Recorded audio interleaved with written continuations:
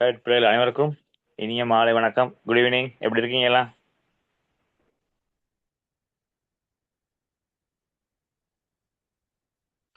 பிள்ளைகள், நான் பேசுறது உங்களுக்கு கேக்குதா? Good evening sir. Good evening. எப்படி இருக்கீங்க?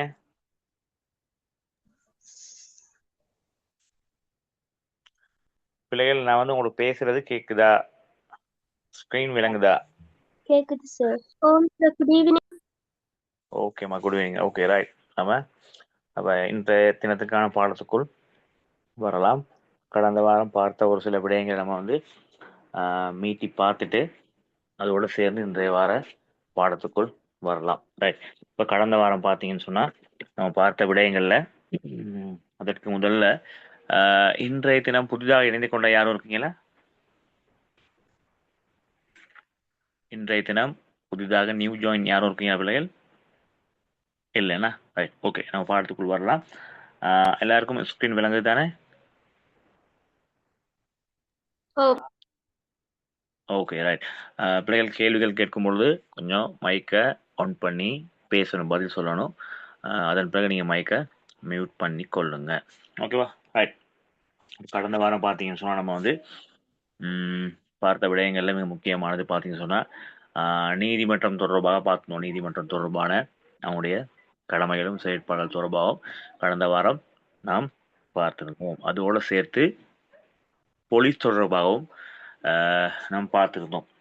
காவல்துறை தொடர்பாக நம்ம அதற்கு முதல் பார்த்துருந்தோமே, காவல்துறை தொடர்பாகவும் அதே போல நீதிமன்றத்தினுடைய கடமைகள் பொறுப்புகள் தொடர்பாக நம்ம பார்த்துருந்தோம். இப்போ இன்றைய தினத்தில் பார்த்தீங்கன்னு சொன்னால் இந்த பார்க்க போகிற விடயங்கள் மிக முக்கியமானது பார்த்தீங்கன்னு சொன்னால் பாதுகாப்பு படை தொடர்பான தனிநபரின் பொறுப்புகளும் கடமைகளும் தொடர்பாக நம்ம இன்றைய பகுதிக்குள் நாம் பார்க்க போகின்றோம்.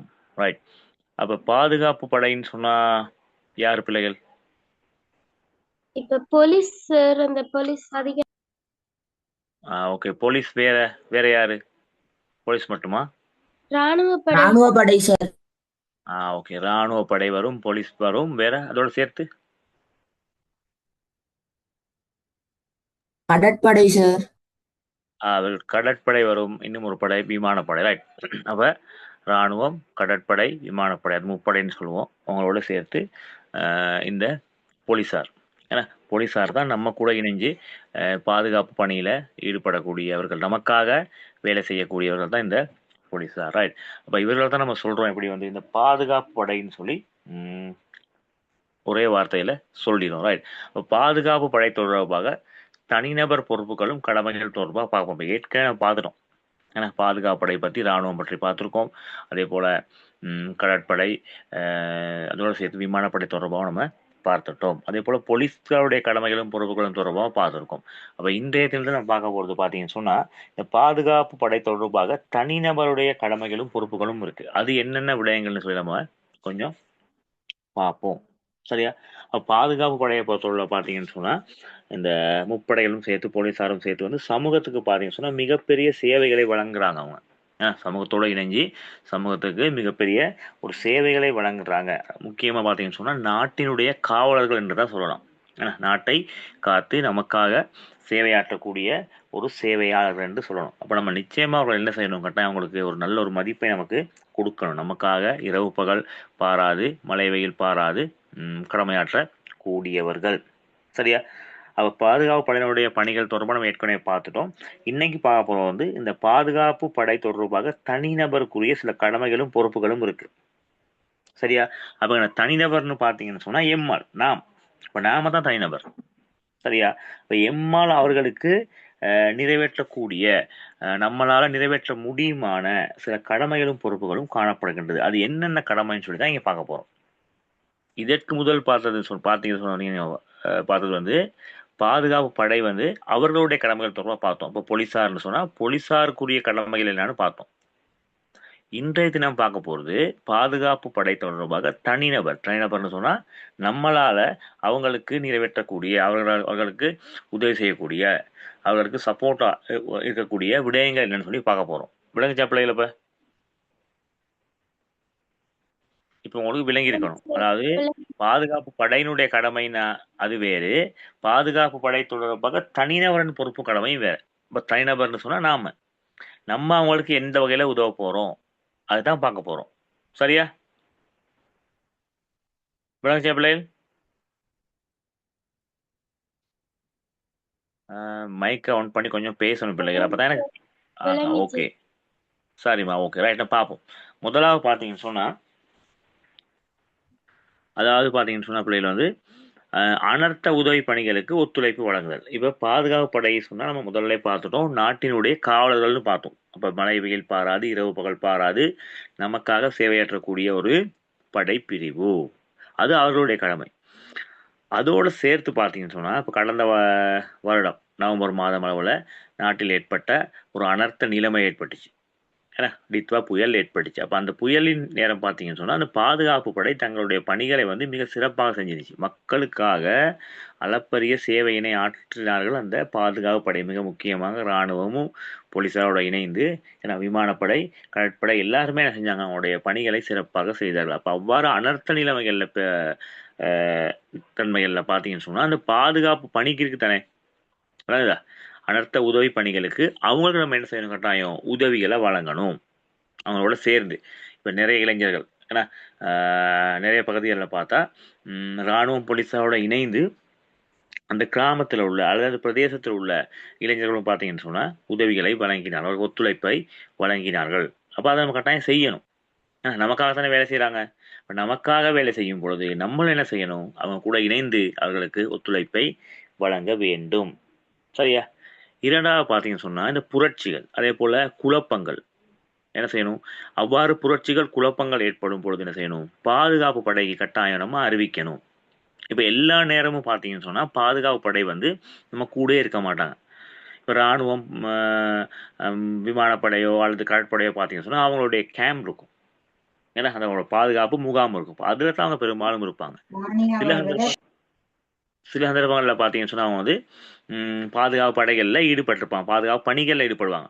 போலீஸாரை பொறுத்தவரை பார்த்தீங்கன்னு சொன்னால் நகர பகுதிகளில் அவங்கள வந்து என்ன செய்யலாம், தொடர்ச்சியாக காண முடியும். கிராம பகுதிகளில் அவருடைய நடமாட்டம் ரொம்ப ரொம்ப குறைவானதாக தான் இருக்கும். ஏதாவது சம்பவங்கள் நடைபெறும் பொழுது, ஏதாவது பிரச்சனைகள் ஏற்படும் பொழுது, ஏதாவது என்ட்ரி, ஏன்னா ஒரு முறைப்பாடுகள் பதியப்படும் பொழுது தான் அவங்க என்ன செய்வாங்க, அந்த கிராம பகுதிகள் மற்றும் வருவாங்க. ஏன்னா மற்ற நேரங்களில் பார்த்தீங்கன்னு சொன்னால் நகர பகுதிகளில் தான் அவங்களுடைய கேம்ப்ஸ், பெரும்பாலும் அவங்களுடைய போலீஸ் நிலையமாக இருக்கலாம், அது காணப்படும். அப்போ அந்த பகுதிகளில் தான், அதனை அண்டிய பகுதிகளில் தான் அவங்க இருப்பாங்க. பாதை ஓரங்களில் பெரும்பாலும் கடமைகளில் ஈடுபட்டு இருப்பார்கள். அப்போ இந்த புரட்சி குழப்பங்கள் பண்ண ஒரு ஊருக்குள்ள ஒரு குழப்பம் ஏற்படுது, ஒரு சம்பவம் ஏற்படுது, அதே போல் புரட்சிகள் ஏற்படும் பொழுது என்ன செய்யணும், நம்ம அந்த பாதுகாப்பு படைக்கு மிக முக்கியமாக பார்த்தீங்கன்னா போலீஸாருக்கு நம்ம அறிவிக்கணும். ஏன்னா அவங்க தான் நம்ம கிட்டே இருக்கக்கூடியவர்கள். ஏன்னா நம்மளை சுற்றி இருக்கக்கூடியவர்கள், அவனை சுற்றி கண்காணிக்கக்கூடியவர்கள். அப்போ அவர்களுக்கு பார்த்தீங்கன்னா நம்ம கட்டாயம் வந்து அந்த அறிவித்தலை வழங்க வேண்டும். அது நம்ம இந்த விடயம் பார்த்தீங்கன்னு சொன்னால் நம்ம அவர்களுக்கு செய்கின்ற ஒரு உதவி தான். ஏன்னா நம்மளுடைய கடமையாக பார்க்கலாம். ரைட். அடுத்து பார்த்தீங்கன்னு சொன்னால் புரட்சிகளை தடுக்கும் பணிகளுக்கு இடையூறு விளைவிக்காதிருத்தல். இப்போ ஒரு புரட்சியோ அல்லது ஒரு குழப்பமோ ஏற்படும் போது அவங்க ஒரு டீம் வருது, ஏன்னா இப்போ போலீஸார் ஒரு டீம் வந்து என்ன செய்வாங்க, அந்த பிரச்சனைகளில் ஈடுபடுகின்ற நபர்களை கைது செய்யலாம். அந்த பிரச்சனை என்ன செய்யலாம், தடுக்கலாம். தடுக்கும் பொழுது சில நேரம் வந்து தடியடி பிரயோகம் மேற்கொள்ளலாம், நீர் தாரை பிரயோகம் மேற்கொள்ளலாம். நீங்கள் பார்க்கலாம் தலைநகர் போன்ற பகுதிகளில் பார்த்தீங்கன்னு சொன்னால் அந்த ஆர்ப்பாட்டங்கள் குழப்பங்கள் ஏற்படும் பொழுது கட்டாயம் முதல்ல அவங்க என்ன செய்வாங்க, நல்ல முறையில் வந்து அந்த குழுவை வந்து கலைந்து போக சொல்லுவார்கள். சில நேரங்களில் அவங்க கலைந்து போகவில்லை என்றால் அவர்கள் போலீஸாருடன் முரண்படும் சந்தர்ப்பத்தில், தன் எதிர்ப்பை காட்டும் சந்தர்ப்பத்தில் பார்த்தீங்கன்னு சொன்னால் போலீஸார் என்ன செய்வாங்க, அவர்களுக்கான நீர்த்தாரை பிரயோகம், கண்ணீர் புகை பிரயோகம் இதெல்லாம் மேற்கொள்வாங்க. அப்போ அவ்வாறான சந்தர்ப்பம் ஏற்படும் பொழுது அவர்கள் அறிவுறுத்தல் கொடுக்கும்போது என்ன செய்யணும், கட்டாயம் இந்த இடத்துல வந்து விலகி செல்ல வேண்டும். அது நமது கடமை. சில இடங்களில் விலகி செல்லாமல் குழுக்கள் இருப்பாங்க. அப்போ அப்படி குழுக்கள் இருக்கும்பொழுது என்ன செய்வாங்க, வந்து என்ன செய்வாங்க, அந்த குழு நேரம் வந்து அவங்க சில அதை தடுப்பதற்காக நடவடிக்கையை மேற்கொள்ளலாம். அப்போ அவ்வாறான சந்தர்ப்பத்தில் பார்த்தீங்கன்னு சொன்னால் போலீஸாருக்கோ அல்லது பாதுகாப்பு படைக்கோ நம்ம என்ன செய்யணும், இடையூறு விளைவிக்காமல் இருக்க வேண்டும். அது நமது கடமை. பிள்ளைகள் ரைட். அடுத்து பார்த்தீங்கன்னு சொன்னா, அந்த போரில் இருந்தவர்கள் மற்றது நலன்புரி விடயங்களுக்கு இயன்ற வகையில் வந்து பங்களிப்பு செய்ய வேண்டும். அது மிக முக்கியமானது. சரியா? போர்ல இருந்த பாதுகாப்பு படை, அதே போல அங்கவீனமுற்ற படை அவர்களிடம் வந்து கட்டாயம் அனுதாபம் காட்ட வேண்டும் மற்றும் அவர்களிடம் வந்து ஒரு மரியாதையினை நாம் கட்டாயம் கொடுக்க வேண்டும். இதை விட பார்த்தீங்கன்னு சொன்னா இன்னும் சில விடயங்கள் இருக்கு. ரைட். சமாதானத்தை பாதுகாப்பை அமல்படுத்துவதற்கு அவங்க என்ன செய்யணும்? கட்டாயம் அவங்களுக்கு வந்து நம்ம உதவிகளை செய்ய வேண்டும். அதே போல பாதுகாப்பு படையினரால் வந்து நம்ம என்ன செய்யணும்? அவர்கள் அவருடைய உயிரை வந்து துச்சமா மதிக்கிறாங்க. ஒரு யுத்த நிலைமைன்னு பார்த்தீங்கன்னு சொன்னா அவர்கள் வந்து தங்களுடைய உயிரை இழக்க வேண்டி ஏற்படலாம். சந்தர்ப்பங்களில் பார்த்தீங்கன்னு சொன்னா வந்து தங்களுடைய உடல் அவயங்களையும் என்ன செய்யலாம்? இழக்க வேண்டி ஏற்படலாம். அப்ப அதெல்லாம் பொருட்படுத்தாம தான் என்ன செய்றாங்க? நமக்காக சேவையாற்றுகின்றார்கள். அப்ப நம்ம நிச்சயமா என்ன செய்யணும்? அவர்களுக்கு ஒரு மரியாதை கொடுக்க வேண்டும். அப்ப இந்த விடயங்கள் தான் பார்த்தீங்கன்னு சொன்னா பாதுகாப்பு படை தொடர்பாக தனி மனிதர், அதாவது எமது கடமையும் பொறுப்புகளும். அப்ப இந்த பகுதி அம்மா உங்களுக்கு விளங்குச்சா? ஓம் சார். விளங்குச்சா? விளங்குச்சோ? ரைட். அப்ப நீங்களும் பார்த்தீங்கன்னு சொன்னா பாதுகாப்பு படைப்பிரிவினருக்கு கட்டாயம் செய்யணும். உங்களுடைய மரியாதை செலுத்துவதோடு அவர்களுக்கு நீங்களும் என்ன செய்யணும்? உதவிகளை வழங்கக்கூடியதா இருக்க வேண்டும். ரைட். இந்த பகுதி விளங்குச்சுன்னு சொன்னா நம்ம வந்து அடுத்த பகுதிக்குள் செல்லலாம். மைக்கு கொஞ்சம் மீட் பண்ணி கொள்ளுங்க. தேவையான சந்தர்ப்பங்களில் வந்து நீங்க ஆன் பண்ணி பேசலாம். ரைட். அடுத்து நம்ம பார்ப்போம் வந்து பார்த்தீங்கன்னு சொன்னா அந்த இணக்க சபை. இணக்க சபை தொடர்பாக நம்ம பார்ப்போம். ரைட். அப்ப இணக்க சபைன்னு சொல்லி பார்த்தோம்னு சொன்னா இப்போ ஒரு பிரச்சனை நடைபெறும் பொழுது என்ன செய்வோம்? இப்போ இருவருக்கு இடையிலான ஒரு முரண்பாடு தொடர்பாக ஒரு பிரச்சனை ஏற்படுகின்றது. முதல்ல நம்ம என்ன செய்வோம் பிள்ளைகள்? பேசணும். இப்போ 2 பேருக்கு சண்டை நடக்குது அப்படி சொல்லுமே. இப்போ என்ன செய்வாங்க? பிரணீஸ் போலீசாரிடம் என்ன செய்வாங்க? முதல் கட்டமா என்ன செய்வாங்க? அந்த பிரச்சனை தீர்த்து கொள்ள முடியாது. தங்களிடம் முரண்பாடு ஏற்படும் பொழுது தான் என்ன செய்வாங்க? அவங்க வந்து அந்த சண்டை பிடிக்கிறது, முரண்பட்ட சந்தர்ப்பம் ஏற்படும். அவங்க என்ன செய்வாங்க? முதல் கட்டமா போலீசாரிடம் போவாங்க. ரைட். போலீசாரிடம் போயிட்டு பார்த்தீங்கன்னு சொன்னா என்ன செய்வாங்க? அங்கன அவர் வந்து என்ன செய்வாரு? இருவரையும் அழைத்து என்ன செய்வாரு? விசாரிப்பார். ஒரு என்ட்ரி ஒன்று போட்ட பிறகு குறித்த நபர் பார்த்தீங்கன்னு சொன்னா ஒரு என்ட்ரியை போட்டுருவார். ஒரு முறைப்பாடை பதிவு செய்த பிறகு என்ன செய்வாங்க? அவர்களுக்கு ஒரு தினம் ஒதுக்குவாங்க. தினம் அந்த நேரம் ஒதுக்குவாங்க. அப்ப அந்த நேரத்துல போயிட்டு நம்ம என்ன செய்யணும்? அந்த பிரச்சனை என்ன செய்யணும்? தீர்த்து கொள்ள பார்க்கணும். விசாரணை ஊடாக தீர்த்து கொள்ள முயற்சி பண்ணுவார்கள். அந்த பிரச்சனையை தீர்த்து வைப்பதற்கான முயற்சிகளை பண்ணுவார்கள். சில நேரம் பார்த்தீங்கன்னு சொன்னா அந்த பிரச்சனை வந்து தீர்க்கப்படாவிடத்து என்ன செய்வாங்க அடுத்து? அடுத்த நிலை என்ன? நீதிமன்றத்துக்கு கொண்டு போய் நீதிமன்றத்துக்கு போகலாம். ரைட். இப்ப நீதிமன்றத்துக்கு போறதுக்கு முன்னாடி சில விடயங்கள் இருக்கு. அதுதான் இணக்கச்சபை. விளங்குதா? இப்ப நம்ம ஏற்கனவே பார்த்துருக்கோம். ரைட். அதாவது பார்த்தீங்கன்னு சொன்னா பாரதூரமான பிரச்சனைகள். அதுதான் என்ன செய்யும்? போலீஸ் நிலையத்தின் ஊடாக இருந்து என்ன செய்யும்? அப்படியே நேரடியா வந்து நீதிமன்றத்துக்கு போகும்.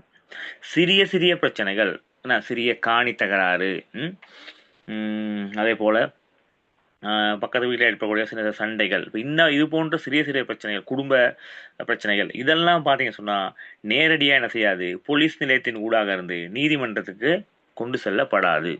என்ன செய்வாங்க? அது வந்து ஒரு இணக்கச்சபை போடுவாங்க. இணக்கச்சபையில போய் நம்ம என்ன செய்யணும்? நமது பிரச்சனையை பேசி தீர்த்து கொள்ள வேண்டும். அப்ப இணக்கச்சபையிலையும் இணக்கப்பாடு ஏற்படாத விடத்து தான் என்ன செய்வாங்க? அடுத்ததாக நீதிமன்றத்துக்கு போவாங்க. அப்ப போலீஸ் நிலையத்துக்கு வரக்கூடிய எல்லா முறைப்பாடுகளையும் எல்லா பிரச்சனைகளையும் பார்த்தீங்க சொன்னா உடனடியாக என்ன செய்யாது? நீதிமன்றத்துக்கு கொண்டு செல்ல மாட்டார்கள். சில பிரச்சனைகளை பார்த்தீங்கன்னு சொன்னா போலீஸ் நிலையத்திலே வைத்து என்ன செய்வார்கள்? தீர்ப்பார்கள். போலீஸார் என்ன செய்வாங்க? அதை வந்து தீர்த்து கொள்வார்கள், தீர்த்து விடுவார்கள். போலீசாரினால் தீர்க்கப்படாத பிரச்சனை, அந்த இடத்துல தீர்க்க முடியாத பிரச்சனை என்ன செய்யும்? அடுத்ததாக பார்த்தீங்கன்னு சொன்னா இந்த இணக்க சபைக்கு கொண்டு செல்லப்படும். அப்ப அந்த இடத்துல பார்த்தீங்கன்னு சொன்னா ஒரு தினமும் ஒரு திகதி நேரம் கொடுக்கப்படும். அப்ப அந்த நேரத்துல போயிட்டு நம்ம என்ன செய்வாங்க? அந்த பிரச்சனை தொடர்பாக இரு சாராரும் பேசி என்ன செய்வாங்க? ஒரு சமாதானத்துக்கு வரலாம். அந்த இடத்தில் தீர்க்கப்படவில்லை என்றால் அடுத்து என்ன செய்யாது? நீதிமன்றத்துக்கு செல்லும். சரியா?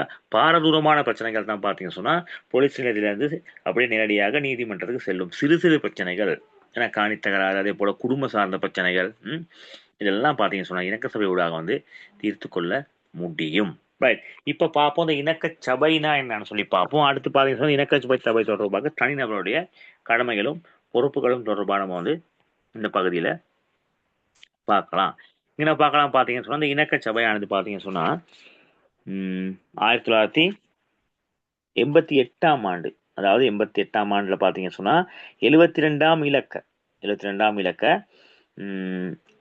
இணக்க சபை சட்டத்தின் பிரகாரம் வந்து ஆரம்பிக்கப்படுது. எத்தனையாம் ஆண்டு? 1988ஆம் ஆண்டு தான் இந்த இணக்க சபையானது ஆரம்பிக்கப்படுகின்றது. அதாவது 72ஆம் இலக்க இணக்க சபையில் சட்டத்தின் பிரகாரம் தான் பார்த்தீங்கன்னு சொன்னா மிக்கப்பாடு. சரியா? அப்ப இந்த முறை மூலமாக, இந்த இணக்க சபை மூலமாக பார்த்தீங்கன்னு சொன்னா, அந்த மக்களுக்குள் ஏற்படக்கூடிய சிறு சிறு பிணக்குகள், சின்ன சின்ன பிரச்சனைகள், சரியா? சிறு சிறு பிரச்சனைகள் வந்து பார்த்தீங்கன்னு சொன்னா நேரடியாக வந்து இந்த நீதிமன்றத்துக்கு கொண்டு செல்லாமல், நான் சொன்ன மாதிரி போலீஸ் நிலையத்திலிருந்து பாரதூரமான பிரச்சனை தான் என்ன செய்யும், நேரடியாக நீதிமன்றத்துக்கு கொண்டு செல்லப்படும். சிறு பிரச்சனைகளை பார்த்தீங்கன்னு சொன்னா போலீஸ் நிலையத்திலே என்ன செய்வாங்க, அவங்க தீர்த்து வைக்க முற்படுவார்கள். போலீஸ் நிலையத்திலையும் தீர்த்து வைக்கப்படாத விடத்து, ஏன்னா போலீஸ் நிலைய தலைவர் செய்து பிரச்சனைக்கு ஒரு தீர்வு கொடுக்க முடியல, ஆனா இணக்கப்பாடுக்கு இரு தரப்பினரும் வரவில்லை என்றால் அடுத்து பாத்தீங்கன்னு சொன்னா என்ன செய்வாங்க, இந்த இணக்க சபைக்கு போகும். அப்ப மக்களுக்குள் ஏற்படக்கூடிய சிறு சிறு பிரச்சனைகளை என்ன செய்யணும், நீதிமன்றத்துக்கு செல்லாமல், ஏன்னா தீர்வுகளை பெற்றுக்கொள்றதுக்காக அந்த முயற்சி எடுக்கப்படும். சரியா? அப்ப இதன் மூலம் பாத்தீங்கன்னு சொன்னா சமூகத்துல அதிக காணப்படுகின்ற இந்த பிரச்சனைகள் என்ன செய்யும், குறைப்பதற்கான நடவடிக்கையை மேற்கொள்ளலாம். அப்ப எல்லா பிரச்சனைக்கும் நீதிமன்றத்துக்கு போறது, போலீஸ் நிலையத்துக்கு போகும்போது பாத்தீங்கன்னு சொன்னா வந்து நேரங்காலம் பொருள் விரயம் அதிகமாக ஏற்படும். நீதிமன்றத்துக்கு போகும்பொழுது நீங்க பார்க்கலாம், பிள்ளைகள் வந்து கட்டாயம் செய்யணும், நம்மளோட சைட்ல ஒரு வக்கீலை என்ன செய்யணும், அரேஞ்ச் பண்ணிக்க வேணும். அப்ப அவருக்கான காசுகள் கொடுக்க வேண்டும். அடுத்து குறிப்பிட்ட நேரத்துக்கு நீதிமன்றத்துக்குள் செல்ல வேண்டும். அப்ப நேரம், காலம், பொருள் செலவு இதெல்லாம் அதிகமா ஏற்படும். இதெல்லாம் குறைச்சிக்கலாம். இதெல்லாம் குறைச்சு கொள்ளும் பொருட்டு தான் பாத்தீங்கன்னு சொன்னா இந்த இணக்க சபை வந்து ஆரம்பிக்கப்படுகிறது. அப்ப இதன் மூலமாக பாத்தீங்கன்னு சொன்னா சமூகத்துக்குள் ஏற்படக்கூடிய சின்ன சின்ன பிரச்சனைகள் இதெல்லாம் குறையும்.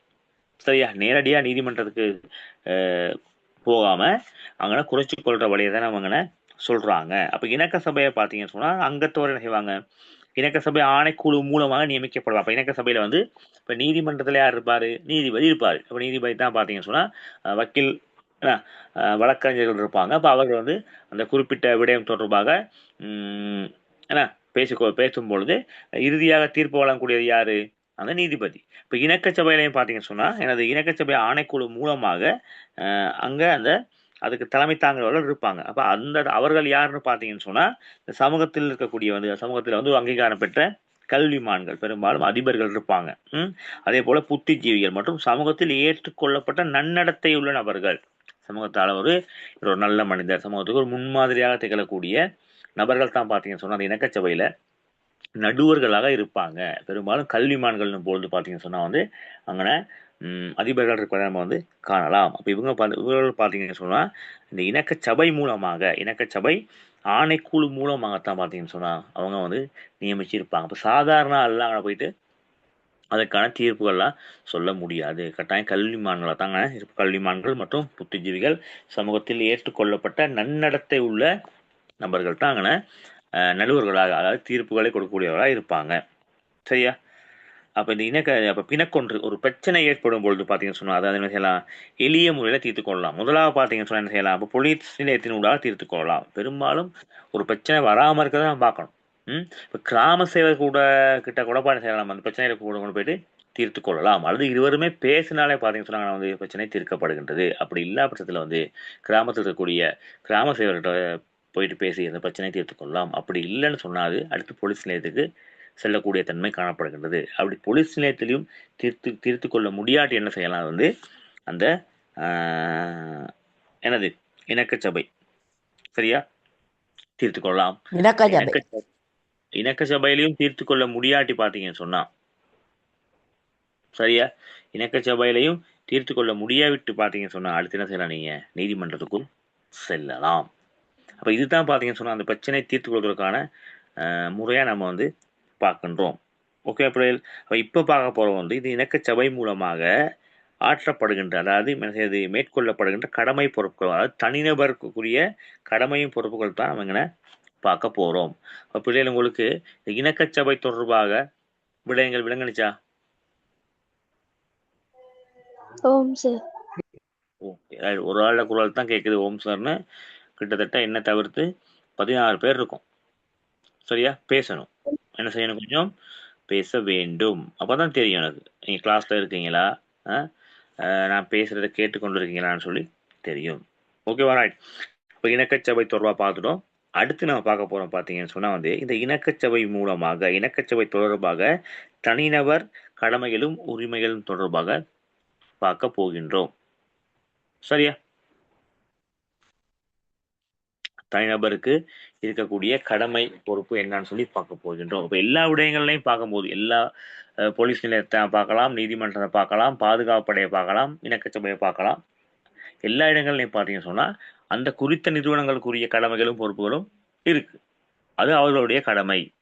அதே போல பொதுமகன் என்ற அடிப்படையில் சமூகத்தில் வாழக்கூடிய பொதுமகன் என்ற அடிப்படையில் நமக்கும் பார்த்தீங்கன்னு சொன்னால் சில கடமைகள் இருக்கு. அப்போ எல்லா விடயங்களையும் இணக்கச்சபையோ அல்லது பாதுகாப்பு படையோ நீதிமன்றமோ செய்யணும்னு சொல்லி நம்ம வந்து எதிர்பார்க்க கூடாது. அவர்களுடைய சேவைகளுக்கு கடமைகள் நம்ம என்ன செய்யணும்? கட்டாயம் ஒத்துழைப்பை வழங்கி அந்த பிரச்சனைகளை வந்து சுமூகமான முறையில் தீர்த்து கொள்றதுக்கு நம்மும் என்ன செய்யணும்? பங்களிப்பினை வழங்க வேண்டும். அது நம்மளுடைய கடமையும் பொறுப்புமாக காணப்படுகின்றது. அப்போ சமூகத்தில் வந்து ஒரு நல்ல பிரஜையாக சமூகம் ஏற்றுக்கொள்ளப்படுகின்ற நன்னடத்தை உள்ள ஒரு பிரஜையாக வாழணுமா இருந்தால் பார்த்தீங்கன்னு சொன்னா இந்த மேற்குறித்த சொல்லுங்கம்மா. Good evening sir. நான் பேங்க் கிளாஸ் போயிட்டு வந்தேன் சார். ஓகே ஓகே தம்பி, இப்பதான் நம்ம ஆரம்பிச்சிருக்கோம். ரைட், வாங்க இணக்கச்சபை பார்த்துக்கிருக்கோம் அக்ஷயன். இப்பதான் பார்த்துக்கொண்டு இருக்கோம். ஓகேவா? Good evening. Okay sir. நீங்க ஒழுங்குபடுத்துங்க. Okay right, thank you. பார்க்கலாம். அப்ப தனிநபருக்குரிய கடமைகளும் பொறுப்புகளும் இருக்கு. அவ அந்த விடயங்களை நம்ம பின்பற்றும் பொழுதுதான் பார்த்தீங்கன்னு சொன்னா சமூகம் ஏற்றுக்கொள்கின்ற, சமூகத்தால் ஏற்றுக்கொள்ளப்பட்ட, சமூகத்தால் மதிக்கப்படுகின்ற ஒரு நல்ல நபராக என்ன செய்யணும்? நம்ம சமூகத்துக்குள்ள வாழ முடியும். இல்லை என்றால் நாம் சமூகத்திலிருந்து என்ன செய்வோம்? ஒதுக்கப்படுவோம். அதை ஞாபகத்தில் வைக்கணும். சரியா? ரைட். இப்போ பார்க்க போறோம் வந்து இந்த இணக்கச்சபை தொடர்பாக தனிநபர் கடமைகளும் பொறுப்புகளும். தனிநபருக்கு இருக்கக்கூடிய இந்த கடமை பொறுப்பு என்னன்னு சொல்லி நம்ம இந்த இடத்துல பார்க்க போறோம். முதலாவது பார்த்தீங்கன்னு சொன்னா சபையொன்றுக்கு பிரச்சனை முறைப்பாடு செய்வதற்கு வழிமுறைகள் தொடர்பாக விளக்கத்தை பெற்றுக்கொள்ள, அது மிக முக்கியமானது. இப்ப இணக்க சபைக்கு ஒரு பிரச்சனை எவ்வாறு கொண்டு போறது? ஏன்னா அதாவது சபையொன்றுக்கு அந்த பிரச்சனைகளை முறைப்பாடு செய்வதற்கு, அந்த நமக்குரிய பிரச்சனை வந்து எந்த முறையில முறைப்பாடு செய்யலாம், அப்ப அதற்கான வழிவகைகள் என்ன, வழிமுறைகள் என்ன, எவ்வாறு அந்த சபைக்கு செல்ல வேண்டும், அப்ப அந்த விடயம் தொடர்பாக என்ன செய்யணும்? கட்டாயம் நாம் ஒரு விளக்கத்தை பெற்றுக்கொள்ள வேண்டும். விளங்குதா? அப்ப அந்த விளக்கம் இருந்தால்தான் என்ன செய்யலாம்? அந்த சபைக்கு நம்ம ஒரு பிரச்சனையை கொண்டு செல்ல கூடியதாக இருக்கும். ரைட். இரண்டாவது பார்க்கலாம் வந்து பார்த்தீங்கன்னா சிறிய பிணக்குகளுக்கு தீர்வுகளை பெற்றுக்கொள்வதற்காக இணக்கச்சபை நாடலாம். சிறிய பிரச்சனை, சில பிரச்சனைகளை வந்து குறிப்பிட்ட 2 நபர்களே பேசினாலும் என்ன செய்யும்? முடிவுக்கு வந்துடும். அது இல்லாத பட்சத்தை நம்ம என்ன செய்யறோம்? அடுத்து போலீஸ் நிலையத்தை நாடுறோம். அப்ப நம்ம பெரும்பாலும் பார்த்தீங்கன்னு சொன்னா போலீஸ் நிலையத்தில் வைத்து நம்ம என்ன செய்யலாம்? அந்த பிரச்சனையினை தீர்த்து கொள்வதற்கான வழிமுறைகளை நாம் வந்து கட்டாயம் செய்யணும். ஆனா செய்யறோமா? இல்லை. அந்த இடத்திலும் செய்யாத பட்சத்தை நம்ம என்ன செய்யணும்? அடுத்து இணக்கச்சபைக்கு போறோம். அப்ப இணக்கச்சபையிலும் ஒரு பிரச்சனையை தீர்த்து கொள்ள முடியாவிட்டால் தான் என்ன நடக்கும்? நீதிமன்றத்துக்கு செல்ல வேண்டிய நிலை ஏற்படும். எனவே நம்ம என்ன செய்யணும்? முடிந்தளவு சமூகத்துக்குள் என்ன செய்யணும்? அனுசரித்து, மற்றவர்களை அனுசரித்து வாழும் பட்சத்துல எந்த விதமான பிரச்சனைக்கு என்ன செய்யாது? நமக்கு முகம் கொடுக்க தேவையில்லாமல் வரும். ரைட். இரண்டாவது பாவம் பார்த்தீங்கன்னு சொன்னா அந்த சிறிய பிணக்குகளை என்ன செய்யணும்? தீர்வுகளை பெற்றுக்கொள்வதற்கு இணக்கச்சபைக்கு கொண்டு செல்ல நாடுதல் செய்ய வேண்டும். அடுத்து பார்த்தீங்கன்னு சொன்னா இணக்க சபை முன்வைக்கின்ற தீர்வுகளுக்கு மதிப்பளிக்கணும். அப்ப அந்த ஒரு பிரச்சனையான கொண்டு போயிட்டு நாம் பிரச்சனை தொடர்பாக விவாதிக்கிறோம், அந்த இடத்துல கலந்துரையாடுறோம், ஒரு தீர்வை பெற்றுக்கொள்ள நம்ம என்ன செய்யணும்? கட்டாயம் முன்னைய வேண்டும். அதை விடுத்துக்கிட்டு என்ன செய்யறது? அங்க என்ன செய்யறது? அந்த தீர்வுக்கு மதிப்பளிக்காம அந்த தீர்ப்புக்கு எதிர்ப்பு தெரிவித்து கொண்டு அந்த இடத்துல வந்து நம்முடைய காலத்தையும் நேரத்தையும் அந்த இணக்க சபையினுடைய காலத்தினையும் நேரத்தினையும் வீணாக்கின்ற செயற்பாடுகளை நம்ம என்ன செய்யாது, ஒரு நாளும் செய்யக்கூடாது. அப்ப சபை முன்வைக்கப்படுகின்ற தீர்ப்புகளுக்கு நம்ம என்ன செய்யணும், நிச்சயமா நம்ம ஒரு மதிப்பளிக்க வேண்டும். அது நமக்குரிய கடமையா இருக்கு. சரியா? அடுத்து பார்க்கலாம் பாத்தீங்கன்னா இணக்கப்பாட்டாளர். அடுத்து ஏனைய தரப்பினருக்கு அவர்களது கௌரவம் பாதிக்கப்படாதவாறு நடந்து கொள்ளணும். இது மிக முக்கியமானது. அதாவது ஒவ்வொரு தனிநபருக்கும் பார்த்தீங்கன்னு சொன்னா சுய கௌரவம் என்று ஒன்று உண்டு. அப்படித்தானே? ஒவ்வொரு மனிதனுக்கும் பார்த்தீங்கன்னு சொன்னா பிள்ளைகள் கட்டாயம் அவனுடைய சுய கௌரவம் என்று ஒன்று உண்டு. அப்ப அவனை பார்த்தீங்கன்னு சொன்னா அந்த இணக்கப்பாட்டாளர்கள், அதே போல பார்த்தீங்கன்னு சொன்னா ஏனைய தரப்பினர். அப்ப அந்த பிரச்சனைக்குரிய இரண்டு தரப்பினர் இருப்பாங்க. அந்த இணக்க சபையில் இருக்கக்கூடிய அதுக்கு தீர்ப்புகளை வழங்கக்கூடிய அந்த நபர்களும் கல்விமான்கள் புத்திஜீவிகளும் இருப்பாங்க. ஓகேவா? ரைட். அப்ப இவங்களுக்கு பார்த்தீங்கன்னு சொன்னா அவருடைய சுய கௌரவம் பாதிக்கப்படாதவாறு, அவருடைய சுய கௌரவங்களுக்கு பங்கம் ஏற்படாதவாறு நம்ம என்ன செய்யணும், கட்டாயம் அந்த இடத்துல நாம் சுயமா நடந்து கொள்ள வேண்டும். புரியுதா? அந்த இடத்துல பிரச்சனையை மீண்டும் பெருசுபடுத்துறது, பிரச்சனைக்குரிய தீர்வுகளை தேடாமல் பிரச்சனை திசை திருப்புதல் போன்ற செயற்பாடுகளில் ஈடுபடாம அந்த பிரச்சனையை சுமூகமான முறையில தீர்த்து அந்த பிரச்சனையிலிருந்து வெளிவரக்கூடிய தன்மையை நாம் உருவாக்கி கொள்ள வேண்டும். சரியா? அதான் சொல்ல வராங்க. அடுத்து பார்த்தீங்கன்னு சொன்னா இணக்கச்சபை ஊடாக ஏற்படுத்தி கொள்கின்ற உடன்படிக்கையினை இணக்கப்பாட்டினை கடைபிடித்தல். ரைட். அப்போ இணக்கச்சபையில உங்களோட பிரச்சனைகள் தொடர்பாக இருதரப்பினர் தொடர்பாக கலந்துரையாடப்படுகின்றது. இணக்கச்சபையால் ஒரு தீர்வு வழங்கப்படுகின்றது. அப்ப அந்த தீர்வு நம்ம கட்டுப்படுகின்றோம். ரைட். இதை நாங்கள் பின்பற்றுகின்றோம். இவ்வாறு செய்யலாம் என்று நீங்கள் ஒரு முடிவுக்கு வாரீங்க. முடிவுக்கு அந்த இடத்துல முடிவெடுத்த பிறகு என்ன செய்யணும், அந்த விடயத்திலிருந்து நம்மளால விலகி போய்விட கூடாது. என்ன செய்யணும்?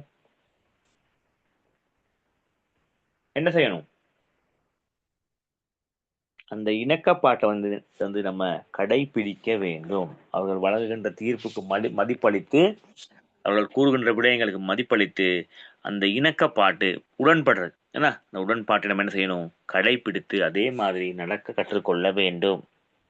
சரியா? அதோட சேர்த்து பார்க்கலாம். பார்த்தீங்கன்னு சொன்னா ஒரு நல்ல முறையில தொடர்பாடலை ஏற்படுத்தி கொள்ள வேண்டும். ஆனால் பிரச்சனைக்குரிய நபர்களும் இருப்பாங்க. பார்த்தீங்கன்னு சொன்னா அடுத்து அந்த இடத்துல அந்த இணக்க சபைக்குரிய நபர்களும் இருப்பாங்க. அப்ப எல்லார் மத்தியிலும் பார்த்தீங்கன்னு சொன்னா சுமூகமான ஒரு கலந்துரையாடல் இது மிக முக்கியமானது. ஒரு மனிதனுக்கு பார்த்தீங்கன்னு சொன்னா பிள்ளைகள் தொடர்பாடல் என்பது மிக மிக முக்கியமானது. நம்முடைய கருத்துக்களை தெளிவாக தெரிவிக்க வேண்டும். அதே போல சுமூகமான முறையில நம்மளுடைய உரையாடல் காணப்பட வேண்டும். சில நபர்கள் பேசும்பொழுது பார்த்தீங்கன்னு சொன்னா ஒரு பொருத்தமற்ற தன்மை நம்ம அவதானிக்கலாம்.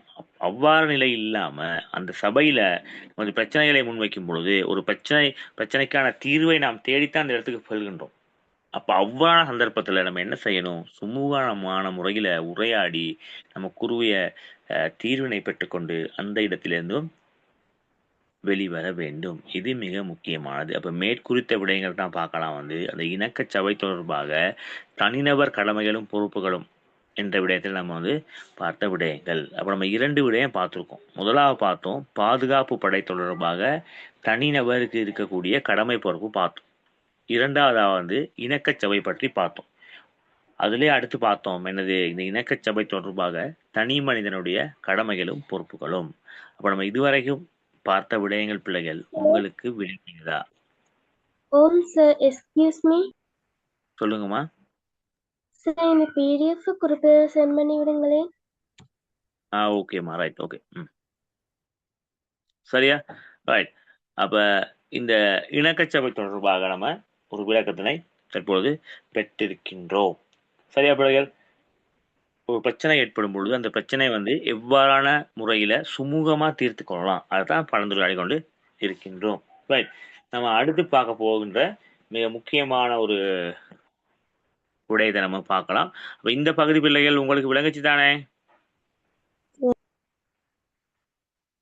ரைட். இந்த பகுதி உங்களுக்கு விளங்குச்சுன்னு சொன்னா நம்ம அடுத்த பகுதிக்குள் செல்லலாம். அடுத்த பகுதி மிக முக்கியமான ஒரு பகுதியாக பார்க்கப்படுகின்றது.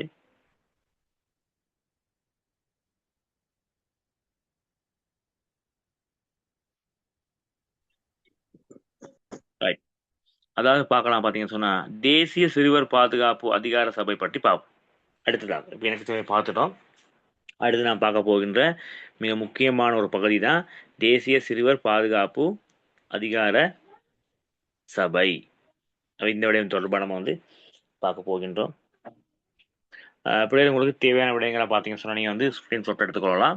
அதே போல் நீங்கள் ஒரு கொப்பியில் நோட் பண்ணி கொள்ளலாம். உங்களுக்கான படிப்பிக்கும் பொழுது என்னென்ன விடயங்கள் உங்களுக்கு தேவைப்படுது அந்த விடயங்களை நீங்கள் வந்து உங்களோட ஒரு சிறு குறிப்பூடாக நீங்கள் எடுத்துக்கொள்ளலாம். அப்படி இல்லைன்னு சொன்னால் நீங்கள் வந்து ஒரு ஸ்கிரிப்ட் கூடாக நீங்கள் எடுத்து அதனை எழுதி கொள்ளலாம். ரைட், பாவப்படியில் பார்த்தீங்கன்னு சொன்னால் தேசிய சிறுவர் பாதுகாப்பு அதிகார சபை தொடர்பாக பார்ப்போம்.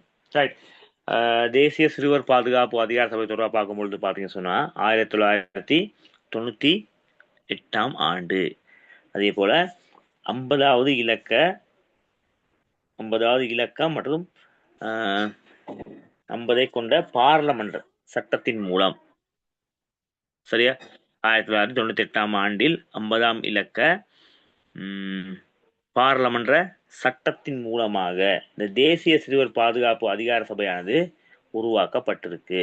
அப்ப சிறுவர் துன்புறுத்தல்களை தடுக்கும், அத்தகைய துன்புறுத்தல்கள் வந்து பாதிக்கப்பட்ட சிறுவர்களை பாதுகாப்பு மற்றும் சிகிச்சை வழங்குவதற்கு நோக்கம் கொண்டு இது ஸ்தாபிக்கப்படுகின்றது. இது வந்து பார்த்தீங்கன்னா சிறுவர்களுக்காக ஸ்தாபிக்கப்பட்ட ஒரு அமைப்பு தான் இந்த தேசிய சிறுவர் பாதுகாப்பு அதிகார சபை.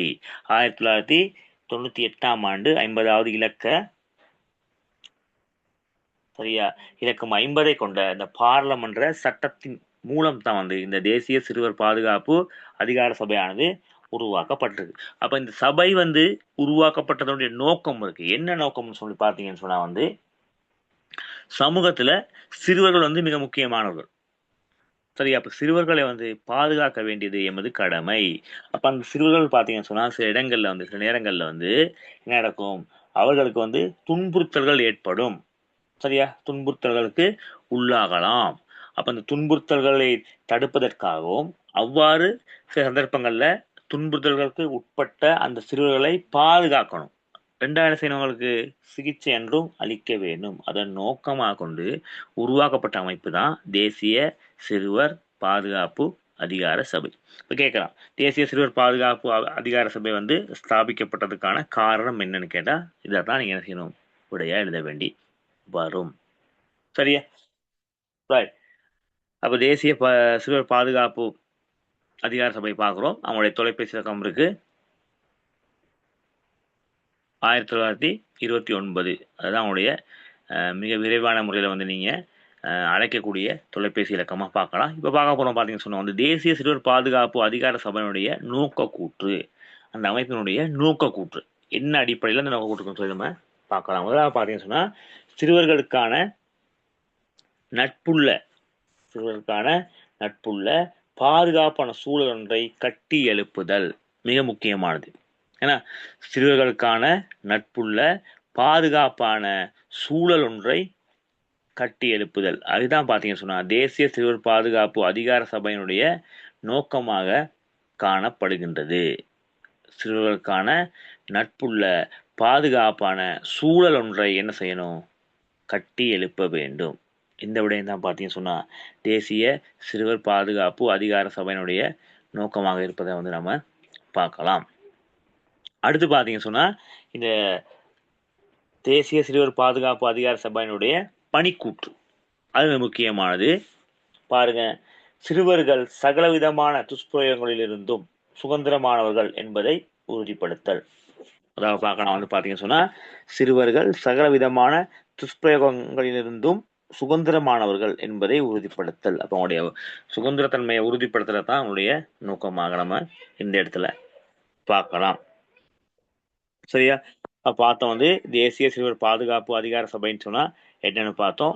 அந்த தேசிய சிறுவர் பாதுகாப்பு அதிகார சபை வந்து உருவாக்கப்பட்டதுக்கான நோக்கம் காரணங்களை பார்த்தோம். அடுத்து தேசிய சிறுவர் பாதுகாப்பு அதிகார சபையினுடைய நோக்கக்கூற்று பார்த்தோம். அதே போல அவனுடைய பணிக்கூற்றும் நம்ம இந்த இடத்துல பார்த்துருக்கோம். அவனுடைய நோக்கக்கூற்று பார்த்தீங்கன்னு சொன்னா சிறுவர்களுக்கான நட்புள்ள பாதுகாப்பான சூழல் ஒன்றை உருவாக்குதல்.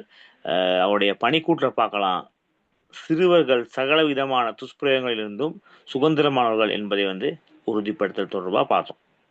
சரியா, இப்ப பார்க்க போறோம் வந்து இந்த தேசிய சிறுவர் பாதுகாப்பு அதிகார சபை மூலம் ஆற்றப்படுகின்ற சேவைகள். அந்த சபையால வந்து என்னென்ன விடயங்கள், என்னென்ன சேவைகளை வந்து நமக்கு ஆற்றுகின்றார்கள், அந்த சேவை மூலமாக நாம் வந்து பெற்றுக்கொள்ளக்கூடிய பயன்கள் என்ன என்பதை தான் நம்ம இந்த இடத்துல வந்து பார்க்க போகின்றோம்.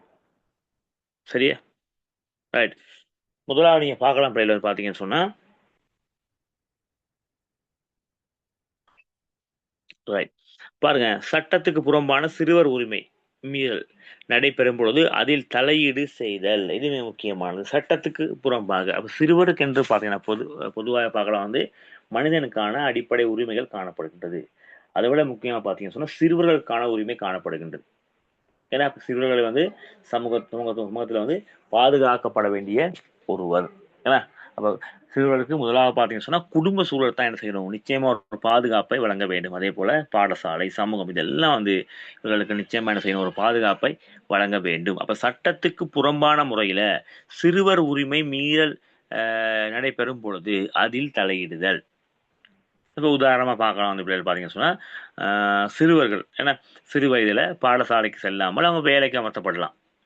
ஆனா கூலி வேலைக்கு அவங்கள அமர்த்தப்படுறாங்க. அப்ப அவங்க அந்த இடத்துல பார்த்தீங்கன்னு சொன்னா சிறுவர்களுக்கான உரிமை என்ன செய்யுது, மீறப்படுகின்றது. கல்வி கற்கக்கூடிய வயதுல என்ன செய்யறாங்க, அவங்க தொழில் நிமித்தம் செல்ல வேண்டி ஏற்படுகின்றது. இப்ப அந்த இடத்துல என்ன செய்வாங்க, அவங்க வந்து சிறுவர் அதிகார சபை நிச்சயமா என்ன செய்யும், தலையீடு செய்யும். ஓகேவா? ரைட். அடுத்து பார்த்தீங்க சொன்னா சிறுவர் துஷ்பிரயோகம் தொடர்பான சட்ட ரீதியாக தலையிடுதல். இப்போ சிறுவர்களுக்கு ஏதாவது துஷ்பிரயோகம் மேற்கொள்ளும் பொழுது, இப்போ அண்மை காலமாக நீங்க பார்க்கலாம் வந்து சிறுவர்கள் தொடர்பாக சில பகுதிகளில் வந்து துஷ்பிரயோகம், பிரச்சனைகள், உரிமைகள் மீறப்படுற சந்தர்ப்பத்தை நம்ம வந்து பார்க்கலாம். அப்போ அவ்வாறு சந்தர்ப்பம் ஏற்படும் பொழுது என்ன செய்வாங்க, அவர்களை அவங்க அந்த விடயங்கள்ல குறித்த விடயங்களை தலையீடு செய்வாங்க. சட்ட ரீதியாக தலையீடு செய்து அந்த சிறுவருடைய உரிமையை பாதுகாப்பதோடு பார்த்தீங்கன்னு சொன்னா சிறுவர்களையும் வந்து பாதுகாப்பார்கள். சரியா? அடுத்து கல்வி கண்காட்சி, அதாவது அறிவுறுத்தல் நிகழ்ச்சிகளை நடத்தல். அப்ப கல்வி ரீதியாக ஏன்னா சிறுவர்களுக்கு கல்வி ரீதியான கண்காட்சிகள், அதே போல அறிவுறுத்தல் நிகழ்ச்சிகளை வந்து நடத்துறது. அடுத்து பார்த்தீங்கன்னு சொன்னா பாதிக்கப்பட்ட சிறுவர்களுக்கு உளவியல் சமூகமயமாக்கல் சேவைகளை வழங்குதல். இப்போ சிறுவர்கள் வந்து ஏதாவது வந்து பிரச்சனைகளுக்கு உட்படும் பொழுது, அவருடைய உரிமைகள் வந்து மீறப்படும் பொழுது, அது மறுக்கப்படும் பொழுது என்ன செய்வாங்க, அந்த சிறுவர்கள் வந்து உள ரீதியான முறையில் வந்து பாதிக்கப்பட்டு இருப்பாங்க. சரியா? அவங்க என்ன செய்யறது, சமூகமயமாக்கல், சமூகமயமாக்கி அந்த பிரச்சனையிலிருந்து மீண்டு கொண்டு வருவது. அடுத்து பார்த்தீங்கன்னா சுனாமி, பெற்றோர் பாதுகாவலர் அர்ப்பணிப்பு வேலை திட்டங்களை நடைமுறைப்படுத்தல். சரியா? மிக முக்கியமானது. சரியா? சில நேரங்களில் பார்த்தீங்கன்னு சொன்னா பெற்றாரில் இருந்திருப்பாங்க, பாதுகாப்பற்ற தன்மையை பார்க்கலாம், இயற்கை அனர்த்தங்கள்ல பாதிக்கப்பட்டிருப்பாங்க. அப்ப அவ்வாறான சந்தர்ப்பங்கள்ல பார்த்தீங்கன்னு சொன்னா அவர்களுக்கு என்ன செய்யறது, உள ரீதியான ஒரு சிகிச்சையினை வழங்குறது. அதற்கான வேலை திட்டங்களை வந்து நடைமுறைப்படுத்தல். அடுத்து விசேட போலீஸ் விசாரணை முன்னெடுத்தல், இதுவும் இருக்கு.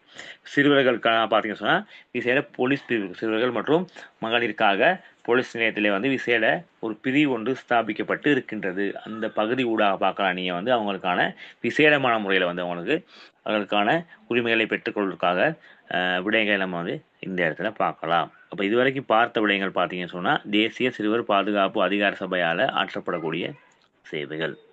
அப்ப இந்த பகுதி அம்மா உங்களுக்கு விளங்குச்சா?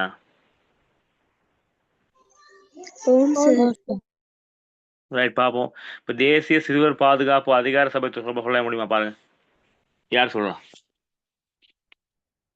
என்னது சார்? தேசிய சிறுவர் பாதுகாப்பு அதிகார சபை தொடர்பாக சொல்றேன். அந்த சபை ஏன் எத்தனையாம் ஆண்டு ஆரம்பிக்கப்பட்டுச்சு, என்ன காரணத்துக்காக ஆரம்பிக்கப்பட்டுச்சு, அவனுடைய பணி கூற்று என்ன, நோக்க கூற்று என்ன, அவனுடைய கடமைகள் என்ன, சொல்லுங்க பாவம். யாருக்கு முடியும்? ஹோபினா சொல்லவா? சொல்லுங்கம்மா. ரைட், மைக்கை ஆன் பண்ணிட்டாங்க. ரைட், சொல்லுங்கம்மா.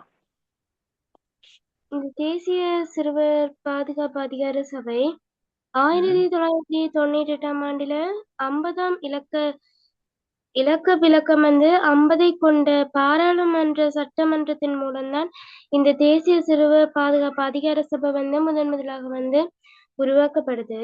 இதன் நோக்க கூற்ற வந்து சிறுவர்களுக்காக நட்புள்ள பாதுகாப்பான சூழல் ஒன்றினை கட்டியெழுப்புதல்.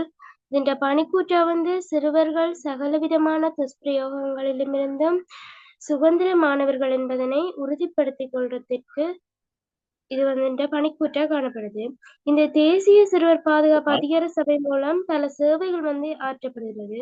அவற்றிற்கான உதாரணங்களா வந்து சட்டத்திற்கு புறம்பான சிறுவர் உரிமை மீறும் நடைபெறும் போது அதில் தலையீடு செய்தல், சிறுவர் துஷ்பிரயோகம் தொடர்பாக சட்ட ரீதியாக தலையிடுதல், கல்வி கண்காட்சி அறிவுறுத்தல் நிகழ்ச்சிகளை நடாத்துதல், பாதிக்கப்பட்ட சிறுவர்களுக்கு உளவியல் சமூகமயமாகுதல் சேவைகளை வழங்குதல், சுனாமி பெற்றோர் பாதுகாவலர் அர்ப்பணிப்பு வேலை திட்டங்களை நடைமுறைப்படுத்துதல், விசேட போலீசார் விசாரணைகளை முன்னெடுத்தல், இந்த சிறுவர் துன்புறுத்தல் மற்றும் துஷ்பிரயோகம் தொடர்பான தகவல்களை வந்து கொடுப்பதற்காக வந்து தொலைபேசி இலக்கம் காணப்படுது. அந்த தொலைபேசி இலக்கம் வந்து 1929. ஓகேம்மா. ஓபியா வந்து ரொம்ப அழகான முறையில ஒரு தெளிவான விளக்கத்தை கொடுத்துருந்தாங்க. ரொம்ப நன்றி அம்மா.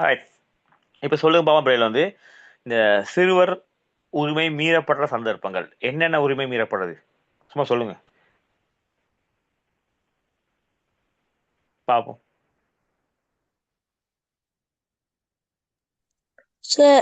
வீட்டில் உள்ள தந்தைமார்கள் சிறு போதைப் பொருட்களை பயன்படுத்தி அவர் ஏழையாக சிறுவர்களை வேலைக்கு அமர்த்துவாங்க. சொல்லப்படுகின்றது குடும்ப சூழலால் வந்து சில நேரங்களில் வந்து சிறுவருடைய உரிமை வந்து மீறப்படுகின்றது என்று சொல்லப்படுகின்றது. சில நேரங்களில் வந்து குடும்பத்தில் வந்து குறித்த தந்தை குறித்த நபர்கள் வந்து போதைப் பொருள் அடிமையாகப்படும் பொழுது ஏன்னா சிறுவருடைய உரிமையாக மீறப்படும். சிறுவர்கள் வந்து கல்விக்கு செல்லாமல் கல்வி கற்காமல் சில நேரங்களில் வந்து வேலைக்கு அமர்த்தப்படுகிறாங்க. ரைட். அப்போ அந்த இடத்துல வந்து சிறுவருடைய உரிமை மீறப்படும் என்று அழகாக சொல்லியிருந்தார். ரைட். வேறு சந்தர்ப்பம் பிள்ளைகள் பாப்போம். அது மட்டுமா? தாய் தந்தை இழந்த சிறுவர்களை போதைப் பொருட்களுக்கு அமர்த்துதல் சார், அடிமைப்படுத்தி அவர்களை பிச்சை எடுக்க செய்வாங்க சார். ரைட். அதாவது ஆதரவற்ற சிறுவர்களை என்ன செய்யறது, அடிமைப்படுத்துறது, வேலைக்கு அமர்த்துறது என்ன, ரைட் அப்படின்னு சொல்லலாம். ரைட். வேற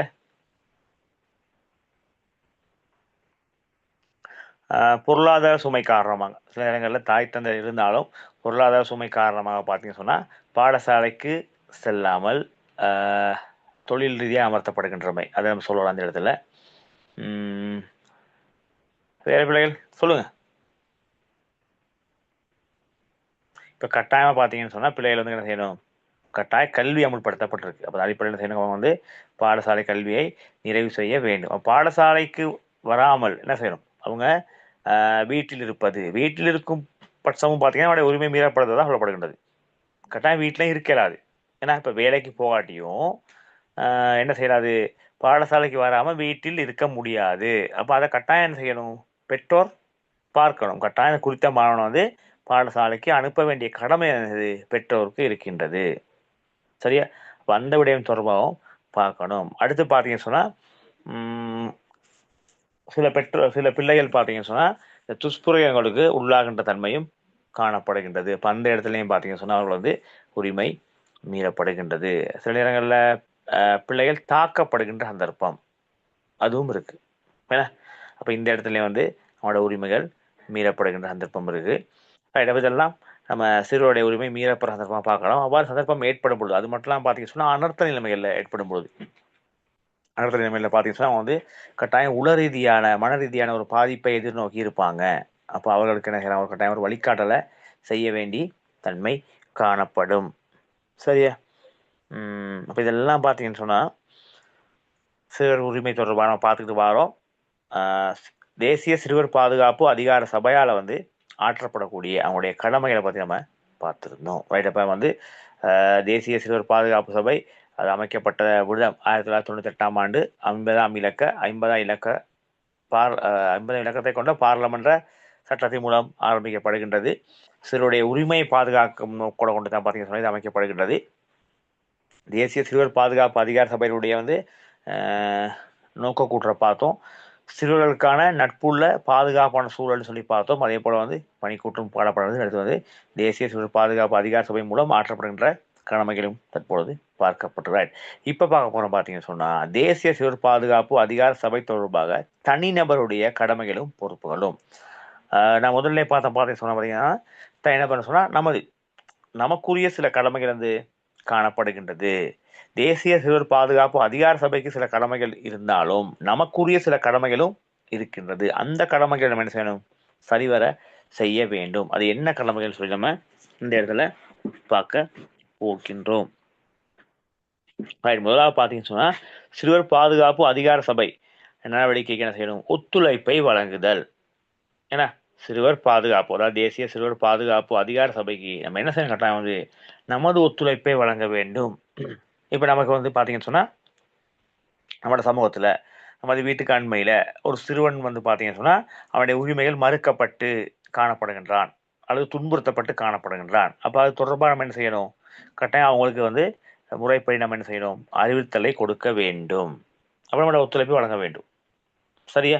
அடுத்து பார்க்கலாம், சிறுவர் உரிமைகளை பாதுகாக்க செயலாற்றுதல். அப்போ சிறுவர்களுக்கான உரிமைகள் இருக்குன்னு நான் சொல்லிட்டேன். அப்போ குழந்தைகள் ஆரம்பத்தில் பார்த்தீங்கன்னு சொன்னால் குடும்ப சூழலை தான் வளர்க்கப்பட்டுறாங்க. பாடசாலைக்கு செல்வதற்கு முதல்ல ஒரு குழந்தையானது பார்த்தீங்கன்னு சொன்னால் குடும்பத்தில் நிறைய விடயங்களை கற்றுக்கொள்கின்றது. அதன் அடுத்த பிறகுதான், குடும்பத்தில் கற்றுக்கொண்ட பிறகுதான் பார்த்தீங்கன்னு சொன்னால் பாடசாலை கல்வியில மேல்நியமாக கற்றுக்கொள்கின்றது. தற்போது முன்பள்ளிகள்லாம் காணப்படுறது இருந்தாலும் குடும்பம் தான் மிக முக்கியமான ஒரு கல்விக்கூடமாக பார்க்கப்படுகின்றது.